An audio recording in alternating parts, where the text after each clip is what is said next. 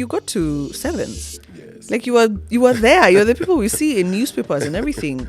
And then you opted to walk away and build a business. Being in rugby, I knew when to leave before I can take up all the disadvantages of not leaving in time. That logic is a logic that won me Forbes. Did you solve this problem because you cared or because you're like, let me just also follow the money? Why should doing good be free?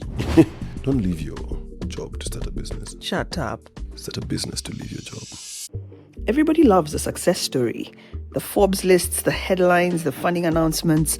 It sounds like the perfect founder narrative. But very few people talk about what it actually takes to build in Africa. The pressure of raising capital in markets that don't fully trust your environment. The reality that talent alone is never enough. You have to learn the language of money, governance, risk, and survival. Today's guest has lived all of it. Named in Forbes Africa's 30 Under 30, he is the co-founder and chairman of Melanin Capital Neobank, a digital green financing platform helping African SMEs access affordable capital to grow sustainable businesses. Before entrepreneurship, he also represented Kenya at the Commonwealth Games in 2018, a journey that shaped the discipline and resilience he now brings into business and leadership. Today, we talk founders, funding, governance, investor psychology, African capital, and the dangerous advice people keep giving entrepreneurs online. Joining me today is entrepreneur, engineer, and startup strategist Ian Minjire Kibira. This is not a startup episode, it's a survival guide for builders. Also, a big thank you to Honoree who have styled me for today's episode. They're a Nairobi-based women's fashion brand creating timeless, size-inclusive pieces made for real bodies. Remember, it's not your regular podcast, it's just money. Welcome to another episode of the Just Money podcast. You know how we like to do things here. Let's just cut straight into it. We've already introduced Ian. But Ian, what I like to do here is to ask my guests or tell my guests, there's a lot of noise. Right now, there's over 1 billion hours of content that comes out on YouTube every day. 1 billion hours. So can you imagine the noise? So I always like to ask my guests, if someone has tuned into the Just Money podcast today, why would they listen to Ian on the topic of startups? Why you? Yeah. Why would you listen to Ian? I think one thing I tell guys is a lot of my journey is not ordinary. So if you're that individual that's maybe tired of the usual that they get, I'm quite unhinged on some of this startup concepts. So that could be something new that you're willing to check out. And sometimes just see a journey of a mix. So I wear many jackets. So sometimes this can be an area that confuses people. Yeah. And I'm always willing to share how I'm able to do it, but also always willing to learn. I love that. Before we started rolling, we were bonding with Ian. I told him I am building a startup. So actually, I'm asking you as Ivy building a startup, tell me something unhinged before we get to the structure of the conversation. Tell me something unhinged, something that I probably don't want to hear, but I need to hear about where I am now, starting. It's not as easy. That's not unhinged. I'm already feeling, you see my eye bags. I'm not sleeping. That's not unhinged. That one I know. That one I know. Strap in for the ride. Strap in for the ride. Yes. Why would you say it's not easy? Based on your experience? I think people just underestimate the complexity of needs that you need to have to get there. And a lot of founders just are always at interviews smiling. Then just leave and jump back on a laptop and things like that. It has that. And of course, I'm going to give double sides. There's the exciting side of it. That's why I said strap in. Yeah. Because it's like you're getting onto a roller coaster. Yeah. The only problem is you're not sure if it has been well serviced. Yeah. Will your seat fly off? Oh, okay. You're not sure if, you don't have all those things that keep you comfortable while on one. Yeah. So those are some of the challenges you'll face. But should you get through it, your hands are going to be up like... I love that. Or you'll black out. You see those people on roller coasters, they black out. Like, then when you wake up, you realize, yeah, I did it. Yeah, I like that. Exactly. So, I like that. Ian, your journey started in rugby, in sport. Yes. Walk me through that and walk me through why you decided to sort of substitute that for this hardcore entrepreneurship startup business. I think at the peak of your career, what happened? Yeah. Yes. It's all the same thing. The more I saw rugby and business, they're very similar. We were waking up early. You have to train very hard. And you're also going to fail and fall very hard. But the beauty of the game is your coach tells you you have to get off the ground quick. If you find yourself down, you just focus on getting back up. Yeah. The faster you do that, the better for you. So I think those are the concepts that sort of give me the backing to say, you know what, I think I could also just crack it on this other side. And that sort of passion of the game is also something I was passionate about what I do. So those kind of things, I saw that this was a preparation for it. And a lot of concepts in the game also taught me how to do business. So I have to say, like, success is deeply connected all across different areas. If a top athlete sat with a top entrepreneur, sat with a top fashion designer, sat with a top content creator, you guys will find very close similarities. The discipline, the relentlessness, everything that you will see yourselves connecting on certain levels that are pretty much equal. Yeah. So I guess that's what allowed me to do that. But I say sometimes you have to be smart to know when to leave anything. Whether it's the party, Definitely the job, party. whether it's the whatever, even the relationship, whatever it is, you just have to know if you need to and when is a time to leave it. Whether it's even a partnership, I'm talking about business. So for me, I think being in rugby, I knew when to leave before I can take up all the disadvantages of not leaving in time. Yes. What does that mean? What does that mean? I knew when to leave before I could take up the disadvantages Of not when leaving did in you time. When, So what's it's a that hard moment? thing to strike it when it's hot. But so there's this curve. When you reach the top, at your peak, that's when you're going to be earning the most. Yeah. That's when you're going to be, I don't know, you're going to have the most fans. Guys are going to be on your case and everything like that. That can only have one way. You either take that and fly with it. If you're able to take up this moment, that's sport for you. Yeah. Sporting cycle, for most people, ends at maybe 30. Yeah. If you get to mid-30, those are like your yesteryears. These are blessings. Yeah. So I knew that by the time I'm approaching 30 in sport, this could be a big injury, a like career-ending injury, or like I said, could scale up and do that. But with this risk, I also always try to play with a plan B. So what if? I almost never. In fact, my business partner and some of the people I work with always joke about me and my plan A, B, C's. Because I'm always like, you always just have to have a plan B. Because it's what's going to help you have the option to exit. If you didn't have that option, then you cannot exit. Then everything will hit you by surprise. So everyone that is scaling is getting so good at what they do, they're never thinking it could go away. Yeah. So the moment you get a promotion, you should be like, wow, this is amazing. I have a new salary. But what if I'm fired? Yeah. That'll change how you manage the money you're given. Yeah.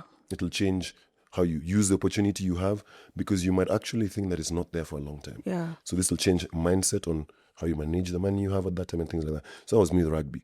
I knew it was going to end at some point. I was very realistic about that, and obviously started the plans way in advance. So for example, a lot of my sporting time, I was only making sure that I'm on a scholarship somewhere so that I can study around it. Because I knew if you give me the game by itself, get the money, get the fame, I'll forget. I'll ride that wave, enjoy it, and not remember that it could go away.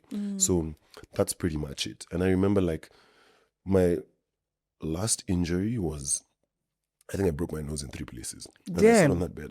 Woke up in surgery, the lights were up and like this. And I said, what if I can't play again? And that's where it hits you. Even better, it was also around COVID. So all these things like just come together and you're like, you know what, let me start putting something else and keep doing it, and once you get that, I think is how you know when it is. And probably sometimes, I'm telling you, if you're like very realistic about it, someone gets this feeling.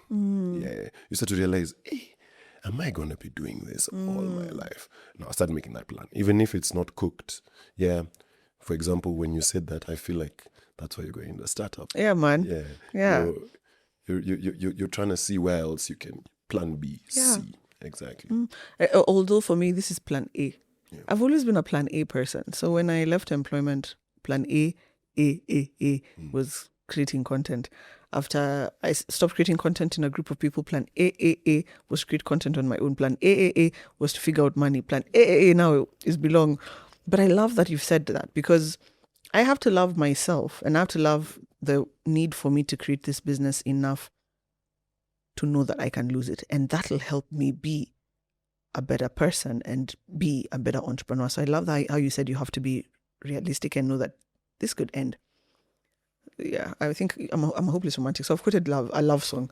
I'm going to love you like I'm going to lose you. Yeah. That's how you love people best, because, the mystery stays on, that type of thing. Exactly. So Ian, so after a beautiful rugby career, and please tell people, you got to sevens. Yes. Like you were there. You're the people we see in newspapers and everything. And then you opted to walk away and build a business. Did the business come immediately after, or was there like a runway period where you needed to do something first before? Okay, there was a bit of a transitionary period. And this was not a long one, but I've said for me, mine was obviously through circumstance. Yeah. Because COVID checked in. Yeah. Out of nowhere, I used to study, play, and coach kids on the side, for like extra skills and extra buck.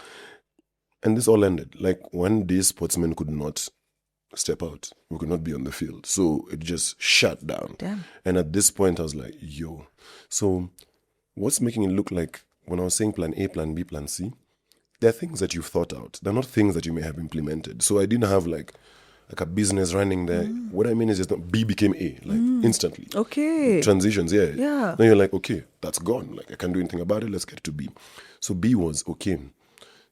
Equally, I graduated during COVID. Yeah. In fact, my graduation had myself and my lecturer with a handshake. Graduated, what were you doing?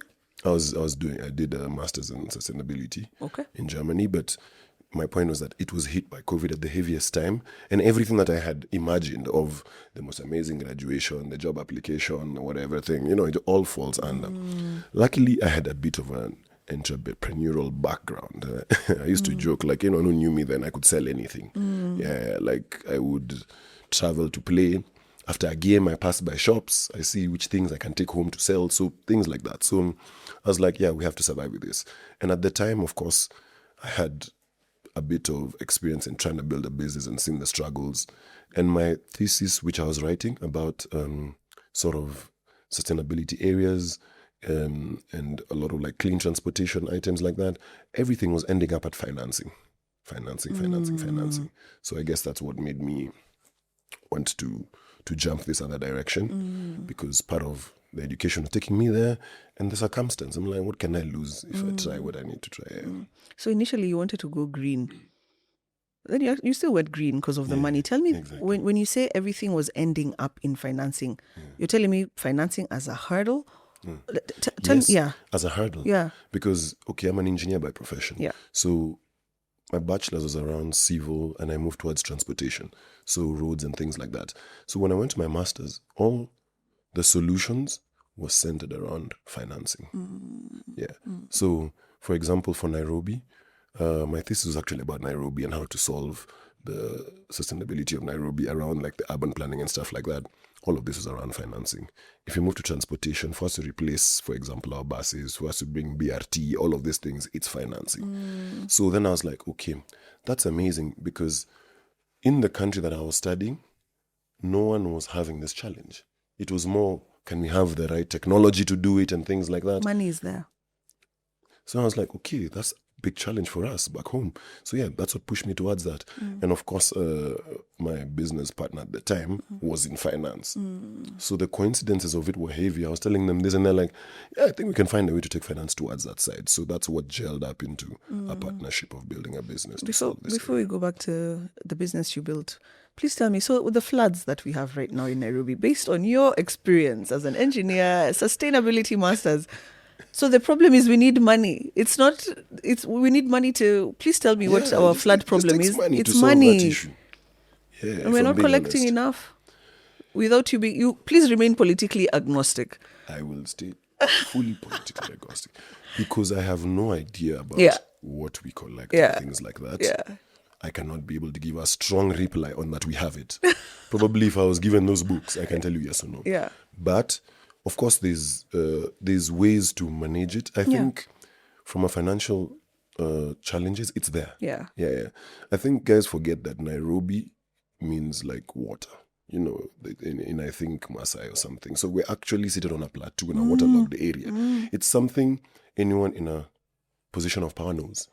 What I think has happened over time is that it keeps happening. I think that's what irritates people. Yeah. It's like when you have a black spot. There's 5 accidents that happen here and nothing happens about it. You're like, come on. We know this thing happens year after year. We could find a way to do that. So I think that's the issue. But yes, there is still a financing issue. Okay. Yeah. And there's a way also to solve it. Yeah. Which so I won't go too deep into it. But I'm curious. Because the right partnerships can get us there. Okay. Yeah. The right partnerships to solve some of these challenges, the right disaster preparedness models to solve some of these issues you get. And even the right policies and laws, some of these things like drainage is just someone's either not following laws, they're not sort of pushed on.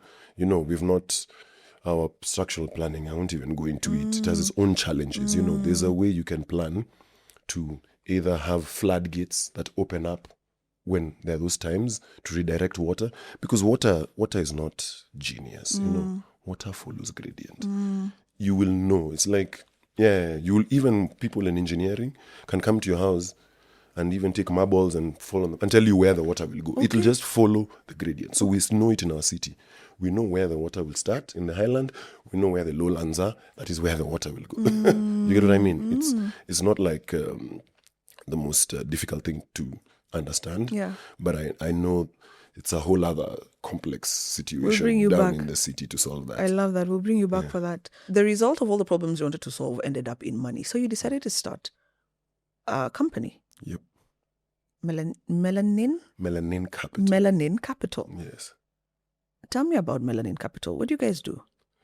So we're a digital neobank that provides financing to green businesses, mostly around agriculture and renewable energy, recycling, any green areas. Okay. Exactly. Again, maybe I'm not clear. So you've graduated, you've done sustainability, and then you start a bank. I know. Fill this in for me. How did you get here to the bank? And is it that you tried your best to do the sustainability and the green business thing? It didn't work out. So you said, you know what, let me go where I've seen, because statistically speaking, fintechs, financial companies dealing with tech and dealing with sustainable businesses, whatever, are heavily funded in Africa. So did you solve this problem because you cared, or because you're like, let me just also follow the money? No. Tell me. And I like where you started. Fill that blank for me. You went from here to start a bank. Yeah. That logic is a logic that won me Forbes. Okay. Most people really want to keep the vision small. Okay. Sometimes my challenge was I had tried to build businesses. I had tried to speak to some banks, and I was like, what? The amount of things first they asked me for, I didn't have. In the end, even if you have all of that, the cost of that capital, of course, now after landing in Europe, I was like, what? Is that high for whatever reasons it is? And then I was like, for the type of businesses that I was trying to put up, which are sustainable businesses that you can understand because of my background, we would not be able to survive with commercial capital. Yeah. Because there's a part of impact that is good that should be considered in cost of capital. That is not considered. Yeah. Because if I'm doing, why should doing good be free? Yeah, I should also have an advantage of doing that because it's part of what the government is trying to do. So I need to be supporting them. I need to be able to assist it to do this even more. Okay. So with that said, I started looking around and I realized that there may not be a bank that's truly designed to help this kind of individual or this kind of business or this kind of SME. And I didn't know what it takes. I'll be honest. I didn't have, maybe we could take money out of here. I didn't have any of that. And, for the sake of this conversation, whenever I say I mean us as the team, me and my co-founder. Yeah. We didn't think that we could. We're like, the problem is this and the problem is that there's no bank. You know what? Let's build a bank. Yeah. Yeah. And then now later is when you're told, a bank needs this much, the license, this much capital. You're like, how much does a bank need? Damn. I think I even have some of these numbers. Yeah. How much did you need to call yourself a bank and not a microfinance institution? €1 million to have it, to get the the license, we licenses. don't have it in Europe, but I'm just trying to explain, like, Wow. you just slowly start and you're like, okay, this is where we want to go. But why is it we can't get there? You look at all these challenges and you now slowly start to get at the problem. Yeah. And the journey of solving that problem is long. Yeah. And that's the patience you need as an entrepreneur. Because the moment you have the big vision, it's exciting. But the moment you also realize how far it is, or the journey it takes, or how difficult it is to start a bank. Yeah. So now you keep working at that. Yeah. Slowly, one after the other. Yeah. And I think I was even saying it to you earlier, like when you decide to go somewhere, sometimes you don't know how to get there, but then you reach there. If you want to go to Mombasa, you go and find Mombasa route. And you're like, okay, you trust you can go towards Mombasa route. But then out of nowhere, you reach a place, there's no internet, no nothing, you know, and you have to start relying on, okay, was it this direction? Ask someone.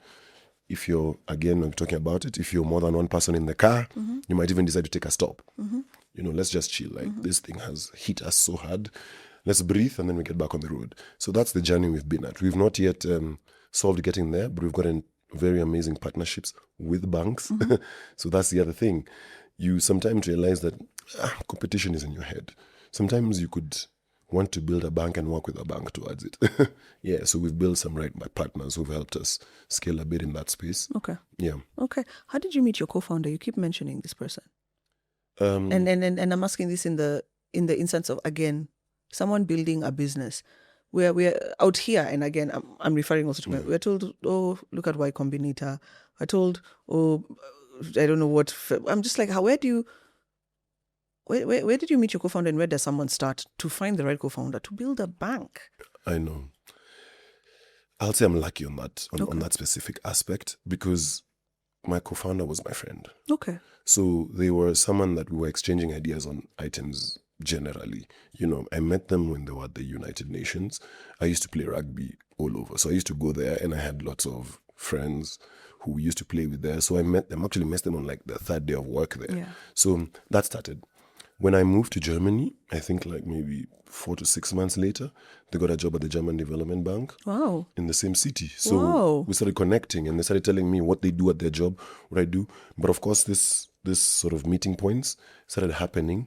And, you know, one day I remember she was speaking about, she was working from home, and of course during this COVID time, and she was really having a lot of discussions around this financing and stuff like that. And sometimes this could make you think that it's about money. I knew a lot about money because I was a businessman. Like I've done like spares in downtown for bikes. You know, I genuinely knew how these things, but I didn't know what to call them. Yeah. You know, you don't have the names, you don't have the actual things to say what they are. Yeah. So now this, I think, was now the journey where, having done business, I could share some things, and them having known what the actual financial terms are and how the structure works. So we slowly put it together in that way. And I remember like my co-founder at that time kept on going to meetings. She's like, I'm not understanding this. I'm not a people's person. And then over time I told her, you know what? I think I should be your business partner, because I know my strengths. I could talk to anyone in any room, anywhere. And after that, she's like, yes, don't worry, I'll back you up on all the financial things once you've negotiated it. And that's how, as simple as how it started. Yes. And then slowly exchange more ideas, you grow on it, and you see, how can we actually solve it in the continent? It was COVID. So we couldn't even solve it back in the continent by being here. So we started an online program on how to scale up businesses. And we helped the first 10 businesses for free. Wow. Just to be able to tell out, do we have this skill? Are we doing this? And we started it. When we started it, I think we got 3 to get equity, others debt. And we were like, yo, I think we're onto something. Yes. Then you started to write to people and tell them, yo, we do this program. Could you give us some capital to scale a few more? Yeah. Who are these people you're writing to, and who are these people who are writing to you to give you equity or to give you debt? How so like I said, we just started with the online program. markets. That's where I you say are. like, yes. Yeah. Sometimes you just step out and the market will tell you. I think, guys, when you understand that product market fit part about a business, it's understanding the problem. If you understand the problem very well, then it's much easier to solve it, and you know what to solve. Because sometimes you want to do everything. But you might find within the whole market, the problem is a very small part. And that's the part that you need to go for and be good at. You get my point? So that's what I mean. But we've pivoted a couple of times in the start. That's what I'm telling you. We started with, okay, do we train them? Then while at it, you realize even if a business is well trained, it's, we say we are overtrained, underfunded in Africa. So that's where we got to okay, we need to give them some money. And the same guys that we had talked to about, we are willing to help these businesses, we asked them now, can you give us capital to do this? Of course, while at it, others will be like, no, this can't work. And that's the tough part about being a founder. Your investor may not know your market better than you. Yeah. Yes. He's actually giving you the money to take the risk. So you take it, but make the decision. It's your market. It's you who knows. It's your skill that's allowing him to do that. Yeah. But if you say, okay, no, I'll just purely get capital and then do exactly that, when you do fail, it's you will be blamed. Yes, because that's what they're investing in. So yeah, there are times we took hard stances to say this is actually what we feel. There's times we equally listen to them, and especially that's the complexity of cross-market investing. Yeah. Because the guy giving you the money has a very different impression about your market versus you in the market. You get my point? Has very different expectations of the money. Yeah. So yeah, you must be able to bridge this relationship very well. And sometimes I say, don't just take the investor that has money. Take the investor that is willing to walk the journey with you in your market. Yeah. That guy who you're telling, by the way, last week, that law was not there. That law has been put up this week that has changed the whole market dynamics. And he's like, interesting. Okay. Can I actually give you more money to support you to get through this hurdle? That's the kind of guy you want. A guy who's also understanding that market.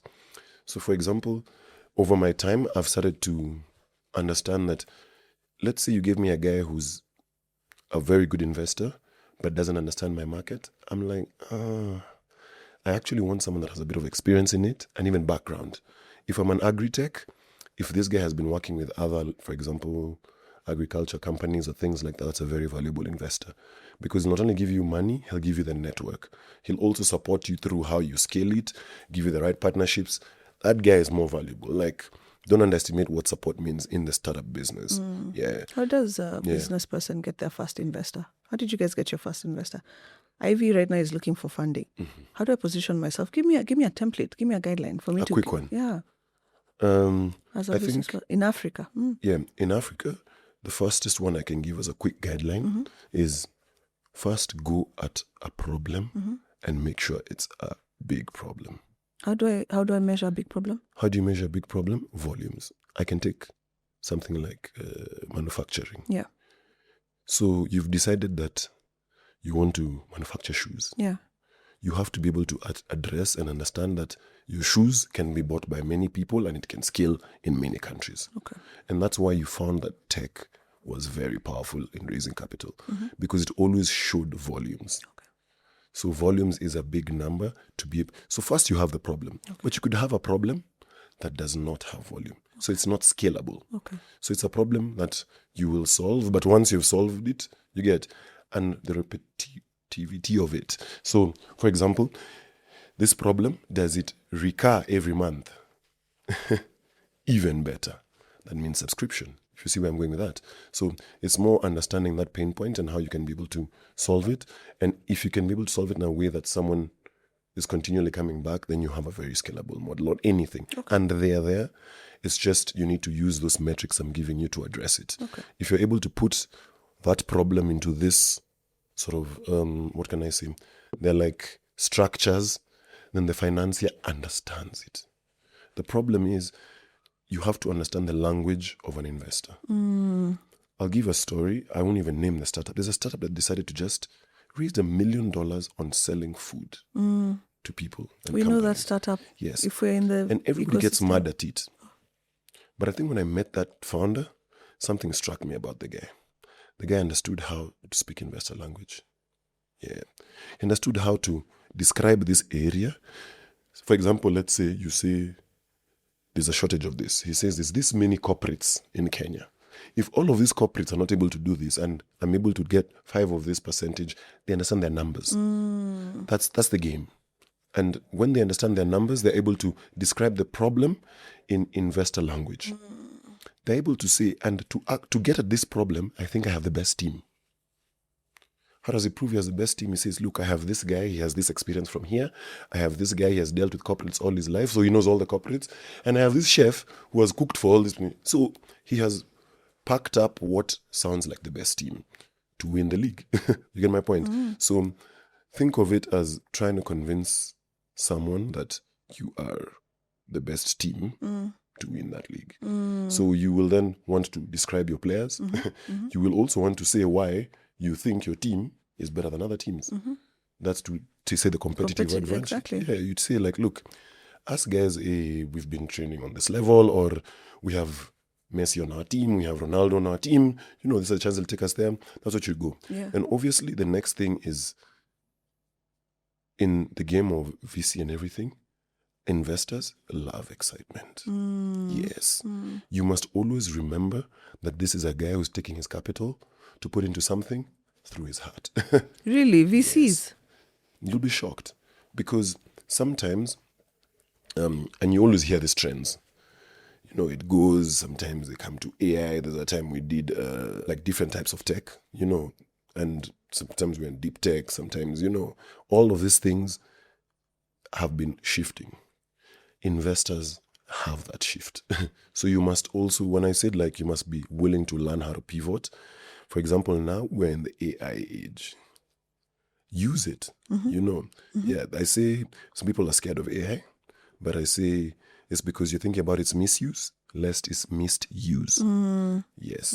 There's so many opportunities that come up with these new transitions that you can take advantage of. So I say never let go of those. Yeah. As you can see, they're many, but on a basic problem, Yeah. make sure you have the right team. Yeah. And of course, understand your competitive advantage. What you're describing is a great marketer. That makes me feel fantastic because I am a great marketer. You are. It's true. And I've listened to some of your talks, and sometimes you say, like, ask the right questions. Yeah. So being a good marketer, Yeah. for example, people wonder how American businesses are that strong. Yeah. Yeah, an American will sell you a pen Yeah. and make you think it's a car. Okay. Yeah. Okay. But over time, some people don't realize that it's an art, it's a skill by itself, especially when you're that small. You must be able to sell to a point that person is like, if I miss this chance, it's gone. But Ian, we are so many businesses, particularly on this continent. Yeah. We are the business hub of the world right now. Yeah. How do I stand out? And all of us are hearing this same thing. Yes. Have a big problem. Market it well. How do I move from that to $1 million? How do I move from that to unicorn level? And there's only 9 in the country. Yes. I'm like, it's a pool and we're drowning. How do we stand out? So why I'm saying this is because even if you magically get the chance to meet today a tech billionaire, you could wow him, but he has to look into your company. That's what I'm trying to say. You must back it up both ways. That's what I mean. These opportunities will come in your lifetime from time to time. But if you do that, you'll just disappoint him. In fact, you'll mess up our market. That's probably some of the challenges we have in our market about failed founders. Is some of them did what you're saying. Yeah. Some of them were just great marketers. Yeah. But they didn't back it up. So, and it will show over time. There's things you can't hide. Yeah. So that's the thing that I say, they will give you a bit of trust. Yeah. When someone trusts you with $5,000 and you use it well, they trust you with 10. Then they trust you with 100. So everyone's always looking for 100. I'm like, no. Find that guy who has even $1 million, ask him for 10. Then use his 10 so well that he doesn't understand why he didn't give you 100 in the start. Do you get my point? Okay. Build slowly. Yeah. We have this whole concept of, and I've seen it, scaling fast can be dangerous, just like driving fast. Yeah. So realize that everything has a process and trust the process. Don't try to skip it. Be okay with, I'm going to start with this small, build with it. That'll take you so far. Yeah. And why you hear me like heavily going on volumes and revenues is because when you start to do revenues, it makes you learn a lot about the business. Okay. Such that sometimes you're like, I don't think I need more money now. Okay. Yeah. I'm like, maybe what I need now is a lot more partnerships to understand my business. You see what I mean? Yeah. It gives you this ability to make this decision. Yeah. But the moment you pump heavy money into your business in the start, it changes what you're trying to do. Okay. Yeah. You sometimes you're blurred. Okay. Yeah. Even right now, I always joke, if I told you I want to give you 100 million, and you do something with it, the chances you will blow that money are very high. Thank you. I've never handled, But if you walk that journey, Yeah. then you've gone from 5, 10, 15, 20. The moment you're like at $150,000, $200,000, all the way to $1 million, you're like, wow. Because I've seen it. I've seen founders who've done what you've done. Yeah. It's just a disaster in waiting. So then, But doesn't mean that we should not get that level of money. yeah, It's important. Yeah. Because there are people who have managed it, even not in business, even in their own companies. In employment. And that's why I never underestimate the power of sort of transitioning from employment. Because sometimes you've been doing it, but with the backing of someone else. And you just need to know what aspects are this that I need to be able to step out. And you probably still could do it. Some of the most successful ones, because of skills they've built while employed. Yeah. I agree. I always say being in employment taught me a corporate etiquette that gives me an unfair advantage in this particular world. And being in corporate also taught me politics. And there's politics in the game. A lot. I want you to talk about that politics. And for me, one of the unfair advantages I've seen people having is white co-founders. We just have to say it as it is, Ian. Okay. And a lot of Africans are fighting it. And right now we're in a very decolonize the mind, decolonize the market type of thing. What are your thoughts on that? My thoughts on this can sometimes be complicated. I could be shut down for some of the things I'm going to say, but it is the reality. Look, if you want to play a game, you have to know the rules. Once you know the rules, you make a choice whether you want to play that game or not. But if you try to play a game against the rules, you become very bad at that game. You could be a very good player, but if you can't play with the rules, you won't be able to be good at that game. So everything, or rather even in business, you choose a certain area, it has a game, and learn it. Once you learn it, learn the rules, go for it. Don't start say, oh no, there's no way I can do this. Oh no, there's no way. I'm saying in terms of, and I'm not saying go illegal in case someone's getting that vibe. Yeah. I'm just saying understand the rules. So with that, like you've said, in the early stage of building a business, you're asking someone to trust you. Okay? Doesn't know you, never met you. And I try to say sometimes the problem is that we've seen it purely as the white element because we're dealing with a lot of external capital. But today, I sent you to Senegal. I told you invest in a business. And you had 2 or 3 options. One business was purely a Senegalese guy. He's acting at a problem. Another one is a Senegalese guy and a Kenyan co-founder who you've read his story of what he's gone through and he's learned this. And then, even let me just take those 2. This one could be hitting at that problem. But what happens inside you when you see this part and you start to, people sometimes work with who they know or invest in something they feel comfortable or can trust. You see where I'm going with that? So that's the confusion people pick up. And of course, over time, it looks like it's purely white. It is, of course, sometimes about it. Let's accept this whole Africa complex could be true. But when you do see it, take it to your advantage. If you can. You can fight at it, or, you say if you can't beat them, join them. That's one way. But I'd say it should not be your primary way of trying to get at it. It's if that becomes the hurdle, dependent on your area. So, depending on the area you're in, some places, for example, like my co-founder is not white, but they have roots in Africa and in Europe. This was helpful. Their background of training around that and people trusting me with their money was helpful. I won't lie to you. There's rooms I walk in and I tell her, no, this is for you. It's not for me.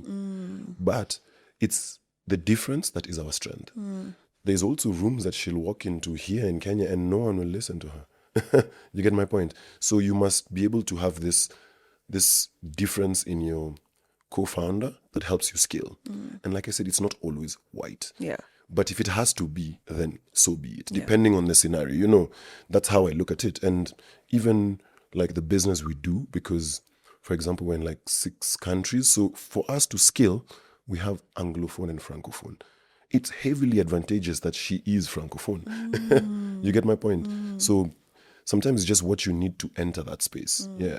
And sometimes it could be a skill set that's not available in your market. You get that you need from another market. Take it, And I see cross everywhere. Even if it was, for example, you to go into the Arab market, you've seen guys hire an Arab CEO. You see what I'm saying? Corporates. People are seeing startup and you're not realizing that this is something that's happening all through. A corporate can land in a market and hire an Arab CEO because they're in an Arab country. Those are people who are understanding. And that's also not because of policy. Sometimes policy requires that it can. You have to. But if you're a businessman, you start to understand these things and you start to understand people connect with who they know. Yes. So if you need this to open that door, you do it. Yeah. If your company, for example, is doing something about Sharia laws in the coast and you have one of your directors from there, that's the person you send to have that discussion. You get my point? Yeah. Now we're getting back to what you said about politics.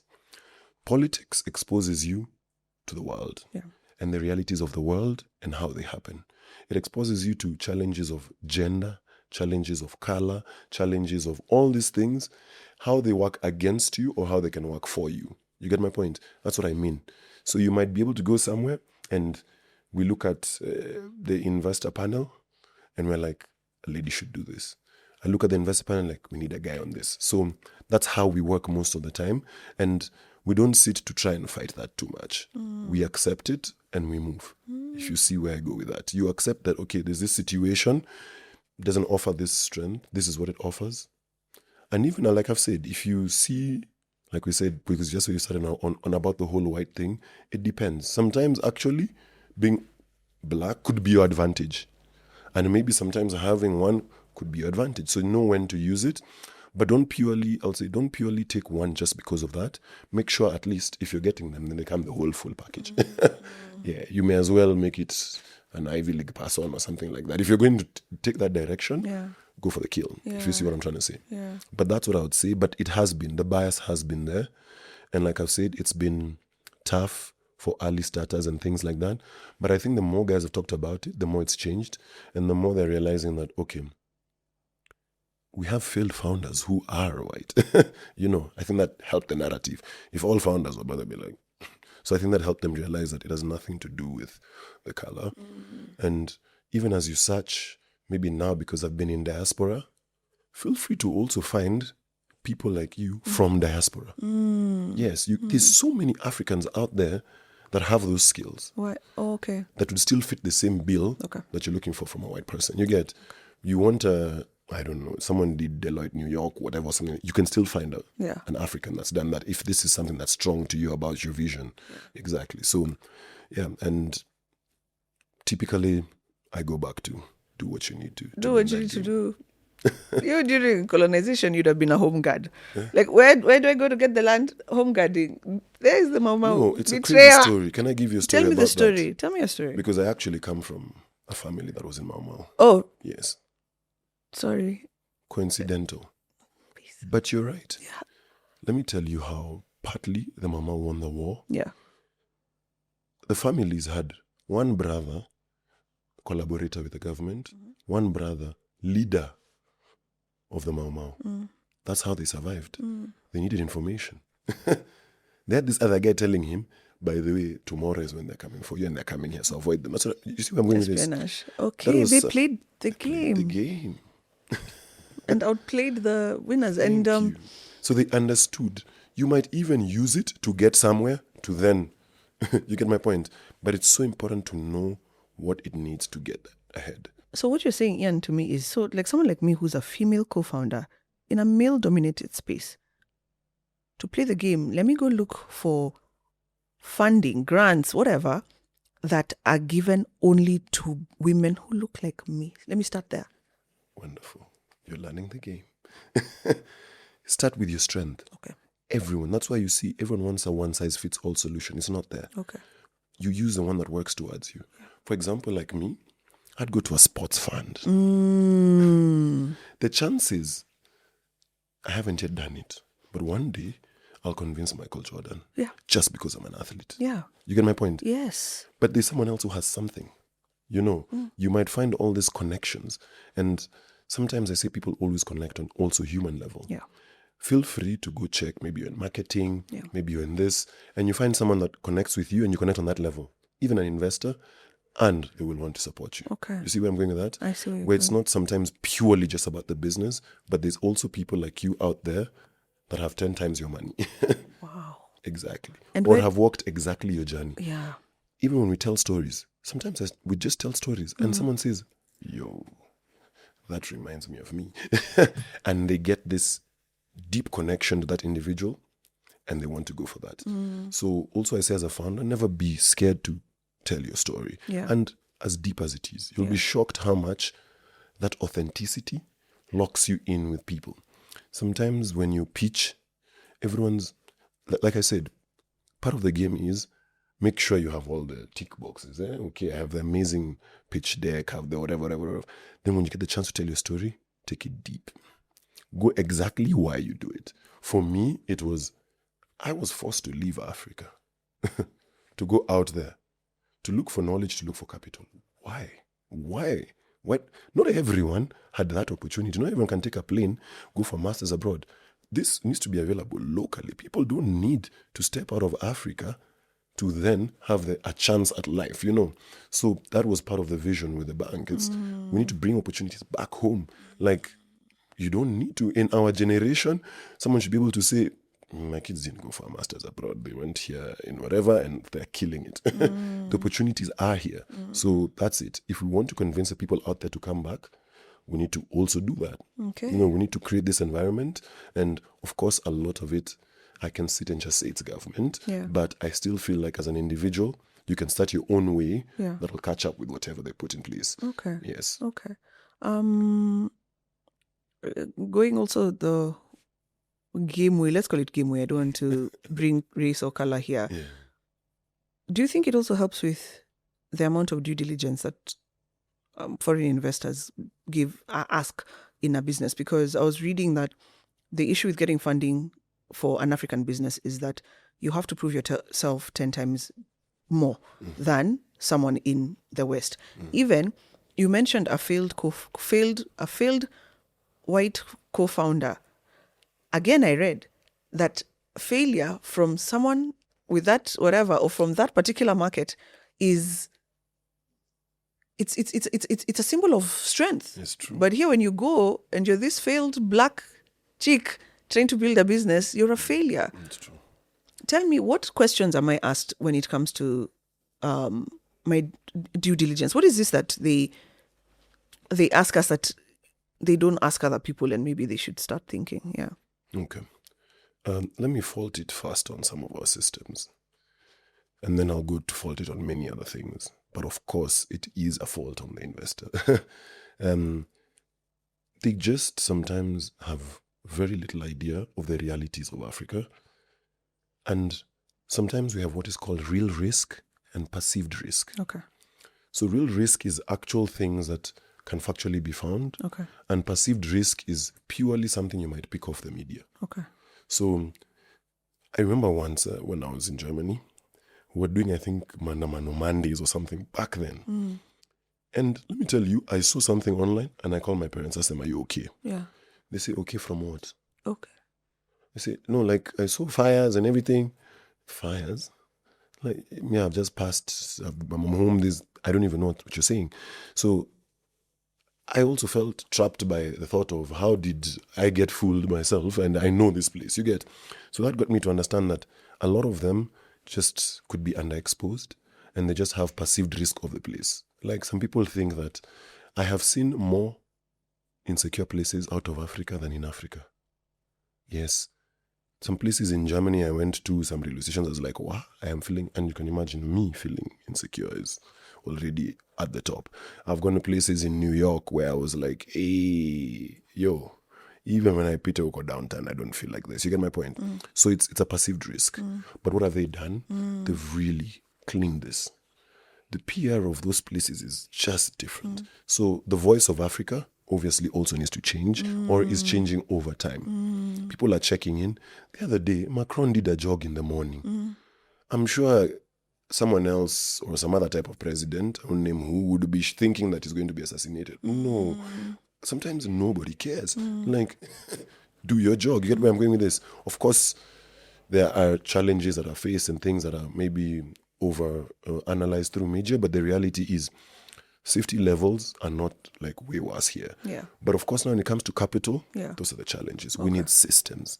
Capital here is not protected. It's that's what brings the risk around it. What do you mean? So systems abroad allow a lot of like protection of items. Everything has insurance in case of something. You will not get a policy change like this that kills your business. You get my point? You have a lot of structures that protect that. You have, for example, I know about lending in other places, like once you give your pay slip or something like that, you're assured of a time you're working.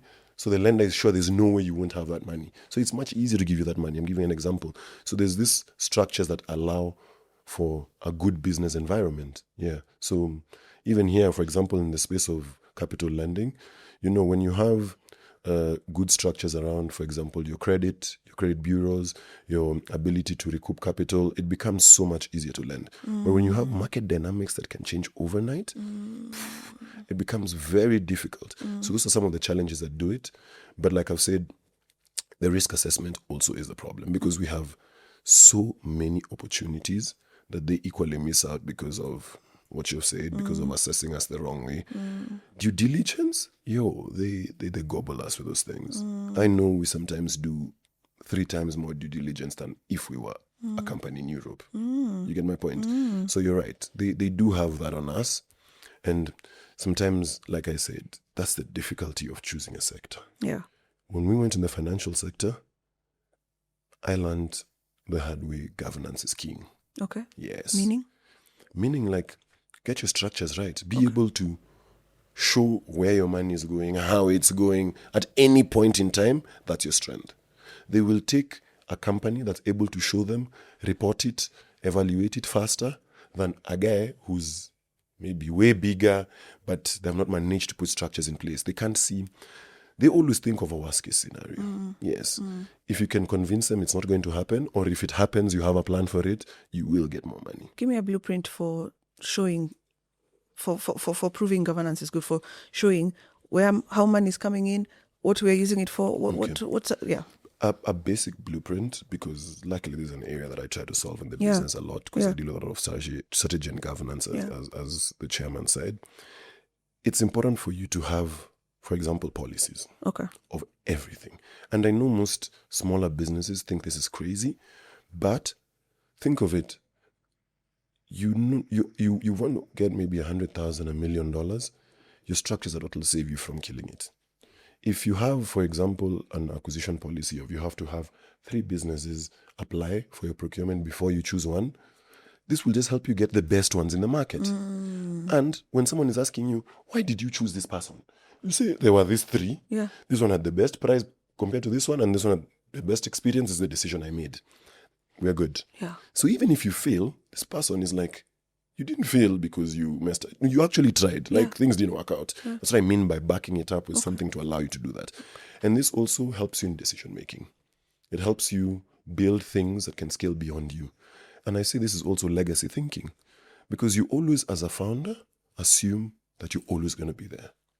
But if you haven't passed on this knowledge, for example, there are times I can assure you, my team, I'm not around. But they sometimes say, Ian would say this, or would think like this, or we've actually put a policy that says what should happen. If you want to do this, an employee wants to complain about something. How do they complain? This is how it's done. If they go through these steps and they're fired, at least you have some backing of it. If they go through those steps and they're not, this is not specific to do I like IV or not. You get my point? It also pushes that away from you. When you want to devolve, to pass work to others, how do you do it? Today, you've hired someone, you've managed to scale this far. Tomorrow they leave. If you're not careful, you're going to start from zero. But if you had the right policy, this guy knew everything. Once I'm done with it, I put it here in this file, which is the file that we work together, all of us. Okay. If he leaves today, he leaves all of that with the company. Yeah. And the next person coming in knows how to pick it up from there. Yeah. This is where the guy started, this is what he did, this is what he did. It allows you continuity. You see what I mean? Okay. This is what allows a business to scale and to live long, but also to gain trust. Because trust is about history. Even to get money, People don't ask you how much money you want. They ask you, what have you done with the money you had? That's why when you're going to, they ask you for statements. Yeah. That's why a bank asks you for all of those things. But you see, people don't know about building history. Yeah. Sometimes you might not even be, for example, as a small business, start to build history. Yeah. Start to show we had 10,000 shillings. This is how we spent it. This is how all our receipts. This is how we went to carry. A guy who comes and sees you and sees that in you is like, whoa, I can scale you easily. You're understanding, like, you've built the rails to scale. You get, your team has built its organogram. So we know that the marketing team reports to these guys and this. So there's a model that allows that by the time that decision is made, it has given 3 or 2 touches. Yeah. You get models like that. And someone, when you learn this from like corporate governance, you understand why some of those people scale that much. Because also the chances of failure become lower. Of course. Yeah. 'Cause the If you've made a decision and it's 2 people who verify, there's a chance that one of us will catch it. Wow. But this sounds like a big business. Not a bootstrapped small business with one co-founder, and nowadays it sounds like a big business. So I tell Sounds guys, expensive. I've used big words. Yeah. But on basic level, Yeah. you sell sweets. Yeah. Yeah. You know, I used to joke because my mom was a banker. Yeah. And she used to have this, she used to write everyday expenditure, books. Of course, these days we have tech. It can help in all of this. And I won't lie to you, like I said, as a guy for Kirinyaga, these also things I've learned over time that help me. So governance can be at the smallest level. It can be at, I write what comes in, you write what goes out, and then in the end of the day, we put the books together. We are already somewhere. Okay. Because as of today, what do we have in stock? Do you write it somewhere? You see what I mean? There are things that maybe you normally do, but once you start to have that order and structure, it's very much easier for someone to come in and ask you, and even to find out the challenges in your business. Yeah. For example, let me tell you, me as a financier. Yeah. Sometimes businesses come to me for capital, and you are asking for the wrong capital. Meaning? Maybe you're asking for capital to make your to grow the size of your shop. Yeah. I go like, no, show me your books. I look at your books, I see, okay, this product comes in this now and then this other one is a move. This is your fastest moving product. So stop putting another big store, anything, just stick to this product. And if it's moving faster, then ask me for money to get more of this product. So ask me to finance your inventory. Yes. So if I give you more money for your inventory, you will sell it faster. You will make more money to then scale this shop. Okay. You get my point? Okay. Instead of now trying to want to have a bigger shop, it doesn't make sense. You see where I'm going with this? But that's what also keeping good books tells you about your business. Yeah. You're able to see challenges you couldn't see before. Then you start to understand what problems your business is facing that you could not understand when you didn't have that. Yeah. That's what. With the onset of AI, you're very right. Because a lot of people say one of the biggest challenges with also getting African businesses funded is the fact that they don't keep books. Yeah. You know, they have it in an exercise book. Nothing is really, really automated. So actually, the system sort of is. And even having it there is a start. Yeah. And even one of the most underrated one is just splitting your business and personal account. I think. True. You've heard of that one. True. Yeah. And just being able to have that sort of discipline. Yeah. That can take you far. Yeah. Because then you start to know, is it me spending? Is it the company spending? Yeah. What's happening here? This. Yeah. Now, investor checks in, he's able to tell, ooh, this is someone that understands and separating this two. Yeah. He's able to show these lines of this and this and this. And like I'm telling you, this sounds like I'm talking about big business. But if you use this in your small business, what I learned? It will scale you. Get an accountant. Because sometimes, as you said, sometimes as the founder, you don't think of separating yourself. If you don't, the fastest way I learned to separate myself from my business money was to get an accountant. Yeah. There was something about that detachment that I was just like, because now the accountant is one saying, here is your salary, here is your, because if it's you, we are human. There's those temptations where when I got an accountant, God rest his soul, he passed away. Caleb.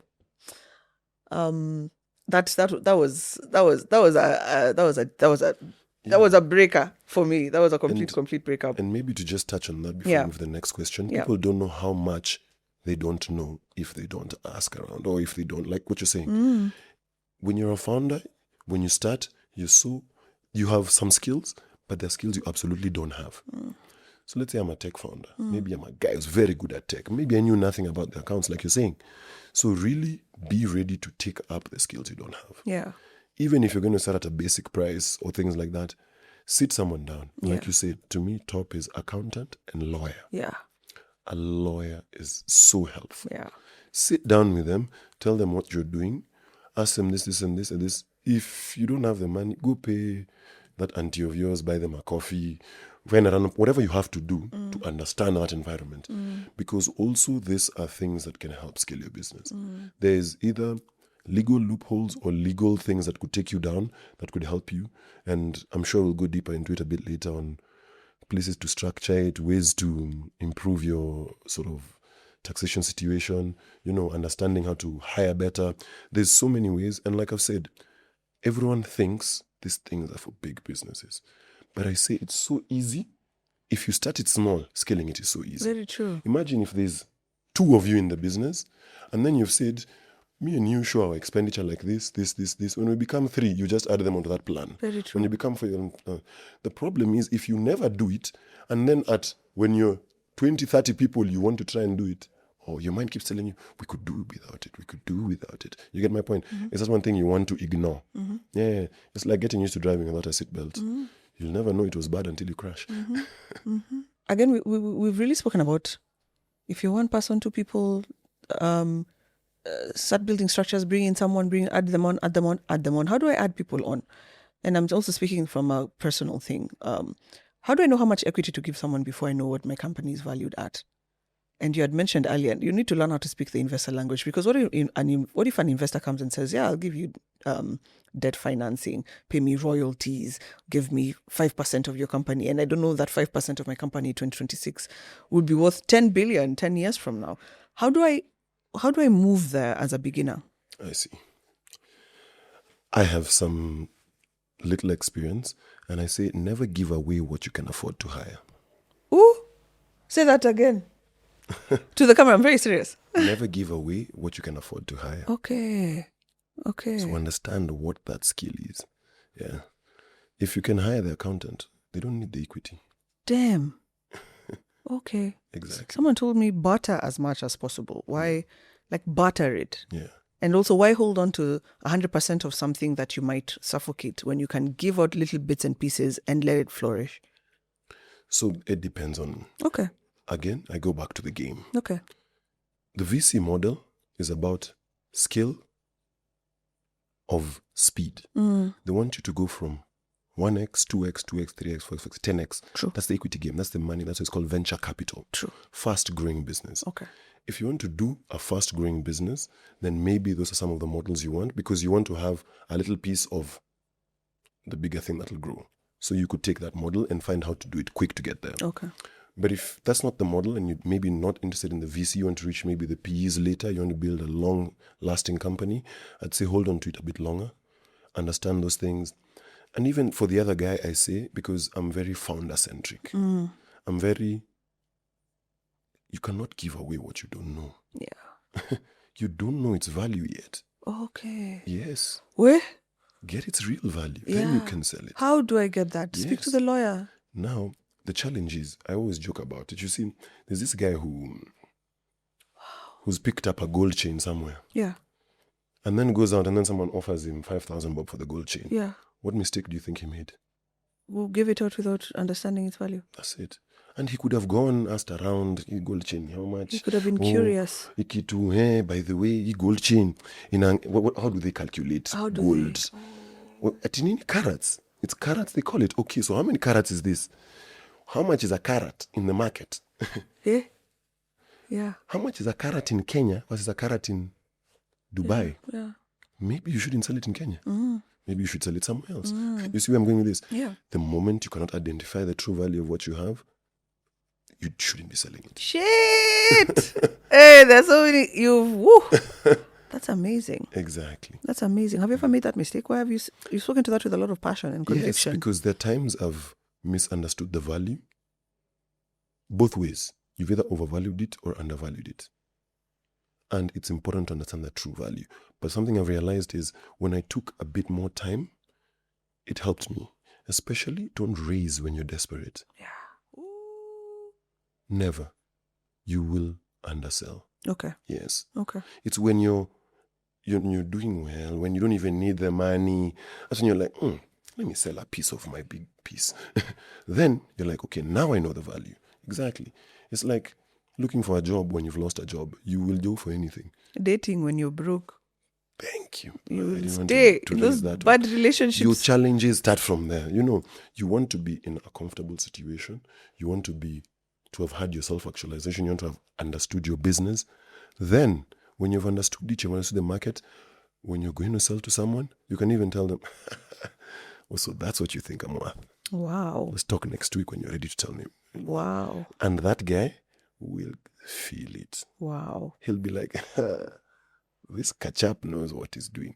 Yeah, because that is their game. The word venture capital, sometimes they're connected to vulture. They come and they know how to press you, lower your valuation, lower everything. And look, it's like a decision you can make. You can be like, yo, me, I'm desperate. That's why you don't raise when you're desperate. Yeah. Let me take it. Yeah. This guy will make his money. It's like that. Or sometimes you can just be like, look, this is my true value, but I'm willing to give this to you on condition that I get this and this. You can even negotiate more on top of it. Hey, but how will a first-time founder know all these things? You're right. That's what I'm trying to tell you. First time. You see? Or you what as attach first- your... Yeah. First-time founder is always a concept that we think of, my first startup. Okay. But have you run a business somewhere? Yeah. Like, And you're not a first-time. true. Oh, I'm new to the finance. Yeah. I'm actually not new to that Thank ecosystem. you. I'm new to this new venture, but I'm not new to the You've already work. undervalued yourself. I can't Because- raise now. No, you can. No, I'm But joking. now when because you come into the... You get my point? Ian, Oh, okay, sorry. no worries. sorry. You've I was killed too my serious joke. on that one. But okay, tell me, please tell me what you're saying. Yeah. When you arrive there, there's so much in your background that can be put as you have founded other things. Yeah. And you could speak about them Yeah. and speak about the challenges. Yeah. And say, okay, I tried this one and I learned this from this. It's what has helped me see that this could be the next big thing. Yeah. You see what I mean? Yeah. Build from whatever it is. The problem is that, like you've said, if you see some of those things small, your investor will spot it. Exactly. He will. Walking with that confidence. This sounds like a lot of work, Ian, and if it's something I know you're passionate about, it. And I've always wanted to ask a man about work-life balance because it's only asked to women. I hate that question so much. If you're watching this and you ever invite me for a talk and you ask me about work, I won't answer it. Yeah. But on the real, though, when it comes to startups, I've seen people saying, rest. You will burn out. But don't you think burnout sometimes is the investment you'll make to have this thing take off? Yeah. Because sometimes I hear people saying, oh, you'll burn out. I'm just like, isn't it a milestone for a founder to burn out? If not burned out, you're not working, you're lazy. That's true. And it's one way to look at it. Okay.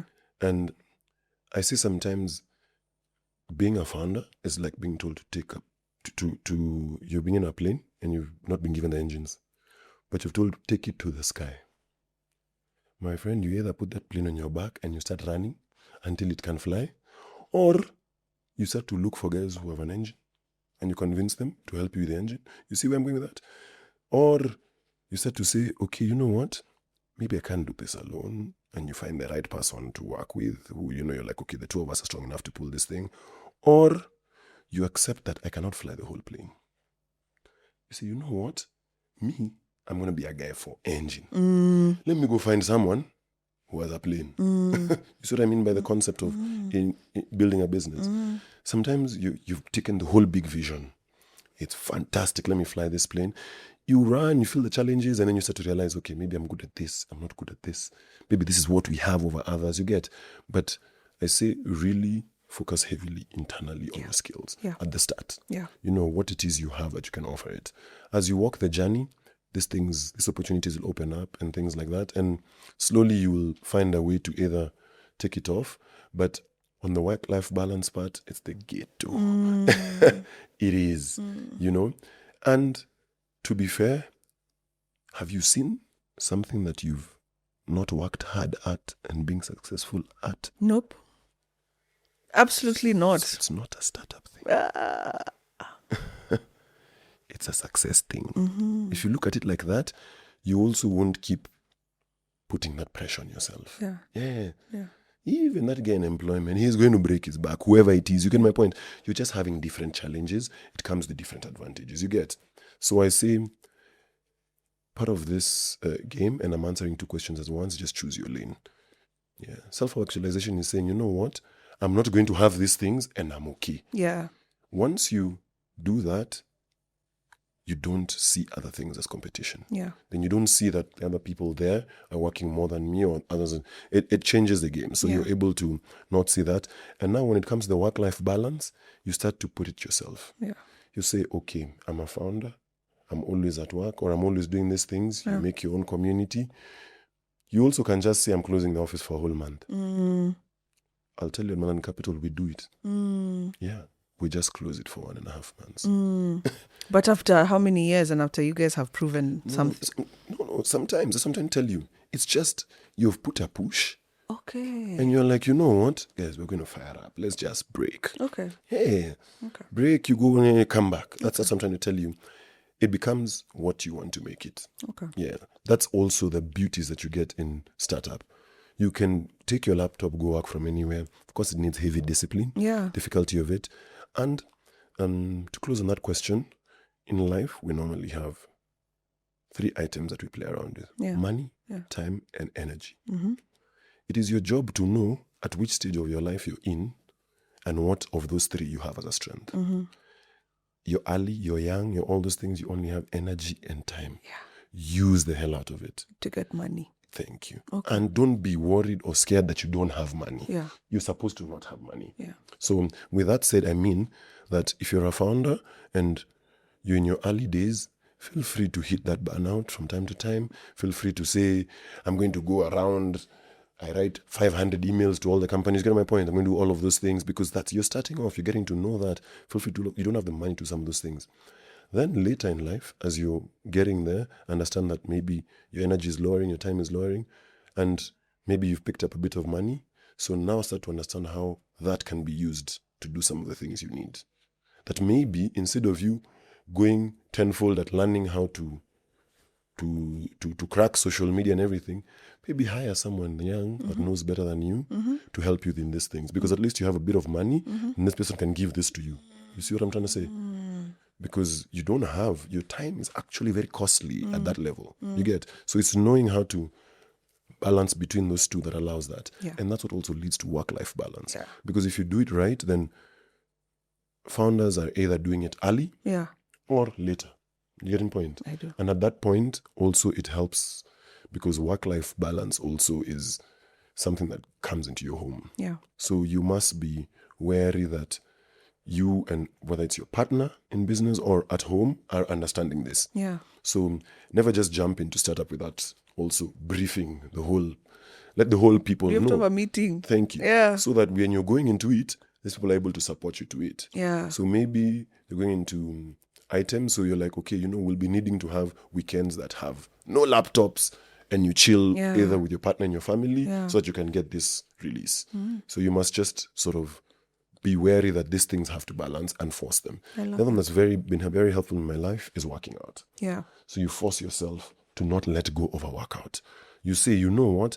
And even you force your team, whatever you have to do. That's the beauty of startup. Yeah, in fact, I was joking with my team and we were doing the marathon together. They look at me like, I was like, yeah, that's what we do here because I know the advantage of it. So find a way to let off some of that stuff. And by the way, you'll realize that no one ever cracks it. Yeah. It's a thing we're all chasing, but we never have the full work-life balance. Yeah. There's times it'll go high. There's times now you'll get time to relax. You know, depending on the market you're in, for example, like us, we have times when there's a lot of lending, the times it dips. There's someone who's in hotel industry. That person knows in December, we are working. Like, by the way, there's nothing until like we need a holiday. No, in December is where we make our money. In January, we chill. You see what I mean? Yeah. So everyone needs to understand which area of business they're in and respect that area of business, the game, and do what needs to be done in that area. But of course, whenever they have the chance, take that break. Okay. Never be that person who sits down and says, wow, you know, while I'm taking a break, I'm not working. No. Your mental health is what powers that engine. Yeah. So if you kill the engine, doesn't matter what kind of fuel you put in that plane or anything, it's not going to move. So, and this is a place I'm always strong about. I think we once sat on a panel together and I said, your mental health is something you must watch out on. protect it. It's your engine. It's what will get you into better ideas. Sitting in the office with a burnt mentality does not help you. You'd rather take the break and come back. So, and of course, to regulate yourself is hard. That's why it's good to work with partners and other people who just can tell you, hey, my friend, you're looking like this thing, it's not working out. Or even a partner in the house that tells you, hey, let's take a break. Yeah. Yeah, so that's what In I essence, I even think you've answered the final question, because I wanted you to wrap up the podcast for us and talk to that person watching you, feeling inspired because they're sitting at a desk and they want to start a business and they've had this idea that has been eating at them for a very long time. And what would you tell that person as we wrap up the episode? Okay. I'll address an employed person and Yeah. a young person Yeah. separately. Yeah. For an employed person, I'll say, don't leave your job to start a business. Shut up. Start a business to leave your job. Ha! Don't job your love. Okay. Huh? Don't leave your job to start a business. Start a business to leave your job. Yeah. What that means is when you are where you are, start thinking about it. Okay. Start seeing the skills that you have. Because when you're out, you won't have this opportunity. Yeah. So what I mean, let's say I'm in sales. Yeah. I want to start doing sales of something. I work for a big corporate and I'm like, I want to start supplying sales to whatever it is to this company. Yeah. If that's what I think when I exit. It's good to go sit to the guy for supplies and ask him, how do you vet a company that needs to supply this company? He tells you, this is what they need. They need this. They need a carry this. They need this. You need this. They need to be in this system. They need to. And you say, okay, nice. You get what I mean? Because you have the chance to, depending on what type of business you're doing, to get a big business thought of it. That is the chance that you have to go to maybe one of your directors and tell them, yo, how do you select the businesses that you're going to deal with on this, depending on those things. That's the time you have that email that you can write with that backup of that big institution to another institution and ask them about something. You see where I'm going with this? That's what happens when you plan in advance because you're able to foresee those challenges, and people underestimate the fact that if you just step out like this, now you're starting from. But you might even exchange with someone there who tells you, by the way, for example, I've seen it. Let me take a random example. Let's say like a law firm. So you do a lot of things within that place, but you want to start your own law firm. Well, in that law firm, there are all these clients you bring in. One day, by the way, you're just talking to them, you're like, would you take me if I was not here?